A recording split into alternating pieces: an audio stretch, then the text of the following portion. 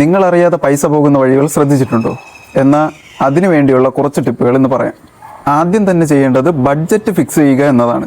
Budget set ചെയ്യുമ്പോൾ തന്നെ അനാവശ്യമായിട്ടുള്ള ചെലവുകൾ കുറയ്ക്കാൻ സാധിക്കും. മറ്റുള്ളവരെ ഇംപ്രസ് ചെയ്യാൻ വേണ്ടി നമ്മൾ കാണിക്കുന്ന പലതും ഏറ്റവും യൂസ്ലെസ് ആയിട്ടുള്ളത്. ഒരു സാധനം വാങ്ങുന്നതിന് മുന്നേ അത് നമുക്ക് ആവശ്യമാണോ അല്ലയോ എന്ന് നമ്മൾ മനസ്സിലാക്കണം. UPI ട്രാൻസാക്ഷന് പകരം ക്യാഷ് ട്രാൻസാക്ഷൻസ് കൊണ്ടുവരണം. അതുവഴി നിങ്ങളുടെ എക്സ്പെൻസിനെ കാൽക്കുലേറ്റ് ചെയ്യാൻ സഹായിക്കും. അനാവശ്യമായിട്ടുള്ള ഓൺലൈൻ ഫുഡ് ഡെലിവറി ആപ്പുകളെ ആശ്രയിക്കാതിരിക്കുക. എല്ലാ എക്സ്പെൻസുകളും നോട്ട് ചെയ്യാൻ തുടങ്ങൂ. ട്രാക്ക് ചെയ്യുന്ന ആളുകൾക്ക് മാത്രമേ സേവ് ചെയ്യാൻ പറ്റൂ. ഫ്രണ്ട്സിൻ്റെ പ്രഷർ കൊണ്ട് അൺനെസസറി ആയിട്ടുള്ള ട്രിപ്സ്, പാർട്ടീസ് അവോയ്ഡ് ചെയ്യുക.